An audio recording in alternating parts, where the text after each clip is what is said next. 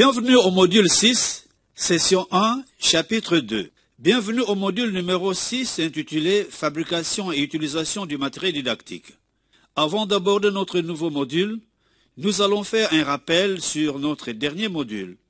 Prenez 10 minutes pour échanger sur le plan pratique que vous avez rédigé pour la gestion, la protection, l'entretien, la manipulation et la conservation des manuels scolaires dans votre école. Nous allons aborder à présent notre module sur la fabrication et l'utilisation du matériel didactique. Ce module que nous abordons comprend plusieurs thèmes. Chaque thème comprend une introduction, des objectifs spécifiques, des ressources utilisées pour réaliser l'activité et un ou plusieurs exercices de contrôle d'évaluation des compétences acquises par les participants, ainsi qu'une synthèse qui donne un résumé de chaque activité proposée. Allons voir les compétences de base visées dans ce module. Dans ce module, il y a 2 compétences de base qui sont visées. La première compétence de base est de fabriquer et utiliser rationnellement le matériel didactique. La deuxième compétence de base est d'utiliser rationnellement le matériel didactique en situation de classe. Ces 2 compétences de base forment l'objectif terminal d'intégration. C'est-à-dire qu'après cette formation, l'enseignant sera capable de fabriquer et d'utiliser du matériel didactique en classe. Mais avant de commencer, prenons le temps d'évaluer nos connaissances antérieures sur le sujet. Prenez une feuille de papier et disposez des chiffres de 1 à 10. Pour chaque numéro, nous allons poser une question à choix multiples. Écrivez la lettre qui correspond à la bonne réponse. Une fois terminé, remettez la feuille au directeur d'école ou gardez-la pour la corriger à la fin du module. Commençons. Première question. À l'école primaire, l'enfant retient facilement la matière lorsqu'il met en œuvre ce qui suit, sauf le sens. A. Visuel. B. Gustatif. C. Kinesthésique. D. Olfactique. E. Auditif. Deuxième question. L'un des matériels didactiques en lecture n'est pas correct. A. Alphabet. B. Bâtonnet. C. Comptine de sons. D. Capsule ou carte de lettres. E. Affiche capot.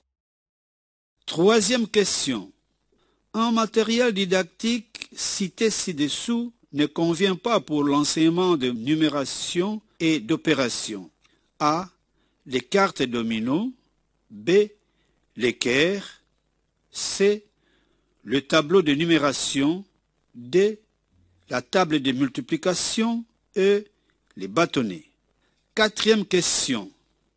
Un matériel cité ci-dessous convient pour la fabrication de matériel didactique pour l'étude de corps géométriques.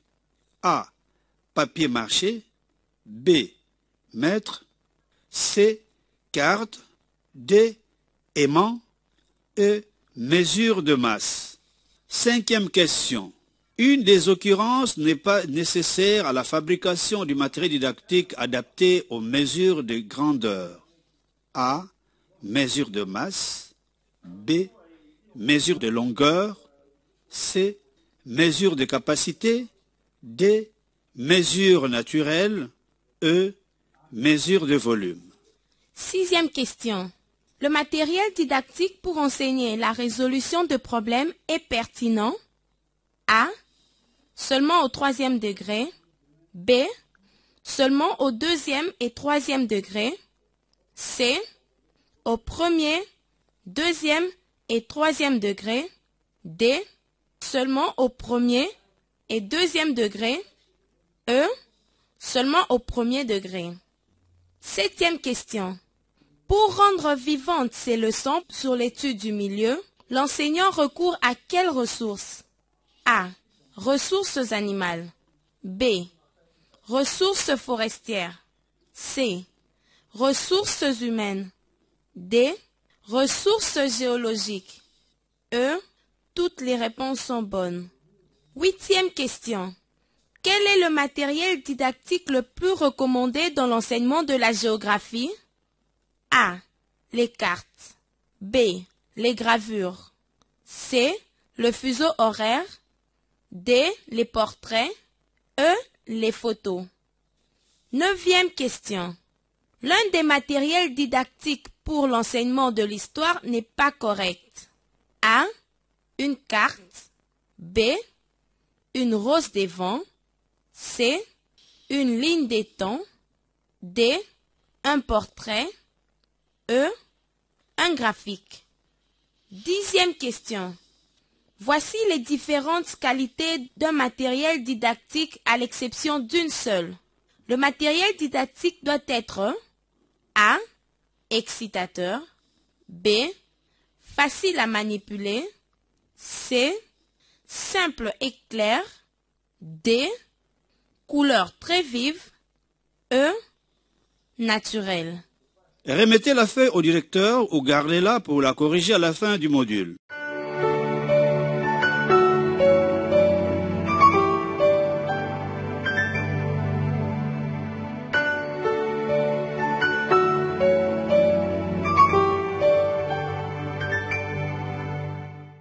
Bienvenue au module 6, session 1, chapitre 5. À présent, nous abordons notre première session concernant les généralités sur le matériel didactique. Cette section a 8 objectifs. Objectif 1, définir les concepts matériels didactiques et moyens d'enseignement. Deuxième objectif est de citer quelques moyens d'enseignement. Troisième objectif est d'énumérer quelques types de matériel didactique. Quatrième objectif est d'établir la différence entre moyens d'enseignement et matériel didactique. Cinquième objectif est d'indiquer l'importance du matériel didactique. Sixième objectif est de donner les qualités d'un bon matériel didactique. Septième objectif est de gérer le matériel didactique. Le tout dernier objectif est de conserver le matériel didactique. Maintenant, nous allons définir les concepts ci-après. Le matériel didactique est tout ce que l'enseignant utilise pendant sa leçon pour concrétiser son enseignement. Nous avons comme exemple le ballon, la houe, les affiches, les objets pour compter, les cartes géographiques, les instruments de musique, l'animal et la plante et beaucoup d'autres. Le moyen d'enseignement est tout ce dont l'enseignant doit disposer pour préparer, animer et concrétiser ses leçons. À titre d'exemple, le programme national de l'enseignement primaire, les manuels secondaires, la documentation, dictionnaire, revues, livres, outils de formation. De plus, le matériel didactique peut soutenir différents styles d'apprentissage. Jetons un coup d'œil à ce tableau qui énumère bien cette importance. Maintenant, passons au type de matériel didactique. Le matériel didactique peut être naturel ou authentique. C'est le matériel lui-même tel qu'il est dans la nature. Nous avons comme exemple une fleur, un fruit, un arbre, un cours d'eau, un potager ou un animal dans son milieu naturel. Un matériel didactique peut aussi être semi-naturel. Lorsqu'on déplace un objet ou un animal de son milieu de prédilection, exemple, des poissons dans un aquarium, un perroquet dans une cage, des plantes dans la classe. Finalement, un matériel didactique peut être fabriqué. Exemple, un dessin, une image, une photo, une carte géographique, une ligne de temps, un modèle, des capsules, des affiches et autres. Voyons maintenant les qualités d'un bon matériel didactique. Un bon matériel didactique est simple, clair, de bonne grandeur, facile à manipuler, incitateur et excitateur, provoque l'attention, enrichit l'apprentissage et soutient l'enseignement, non dangereux, c'est-à-dire ne présente pas de risque pour les apprenants. Pour être efficace dans la fabrication de matériel didactique, voici quelques suggestions. 1. Fabriquer du matériel selon les besoins de l'élève. 2. Fabriquer du matériel en fonction de la disponibilité des matériaux. 3. Essayer de trouver des matériels qui répondent aux besoins des élèves avant de fabriquer quelque chose de nouveau. 4. Fabriquer des matériels qui tiennent compte des expériences quotidiennes des élèves. 5. Impliquer les élèves et, dans la mesure du possible, leurs parents à la fabrication de matériel. 6. Amener les élèves à fabriquer des matériels eux-mêmes à la maison. 7. Amener les élèves à fabriquer et collectionner des matériels. 8. Fabriquer des matériels simples que les élèves peuvent facilement manipuler et qui ne leur posent pas de danger. Par exemple, éviter les objets tranchants, pointus, etc., etc. Abordons notre dernier point qui parle de la gestion et de la conservation du matériel didactique. La gestion rationnelle des matériels didactiques doit être une des préoccupations majeures des enseignants et des chefs d'établissement. Pour ce faire, leur protection, entretien, manipulation et conservation doivent être régulièrement assurées. Prenez les dispositions à l'avance de la fabrication de matériel didactique pour le conserver après l'utilisation. Ainsi, les enseignants et les apprenants doivent se servir de ces recommandations pour bien manipuler le matériel didactique et lui assurer une longue vie. Il faut les garder dans un endroit approprié, contrôler régulièrement les inventaires, évaluer les besoins réels par rapport aux effectifs des apprenants, songer au renouvellement des stocks après un certain nombre d'années et utiliser un registre de mouvement de matériel didactique. Nous voici arrivés presque à la fin de notre session. Dans la prochaine session, nous allons aborder le thème sur la fabrication et l'utilisation du matériel didactique pour les langues. Nous aurons besoin des outils ci-après pour la prochaine session. Papier Bristol, carton, ciseaux, crayon, marqueur, gomme, colle liquide, papier collant, punaise, règles graduées. Afin de vous assurer que vous avez bien assimilé la matière, faisons quelques exercices en groupe.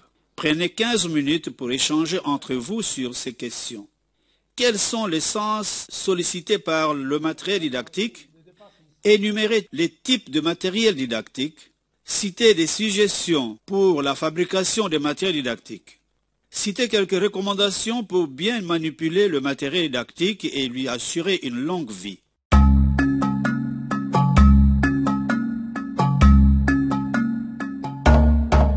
Nous vous remercions de votre aimable attention. Merci.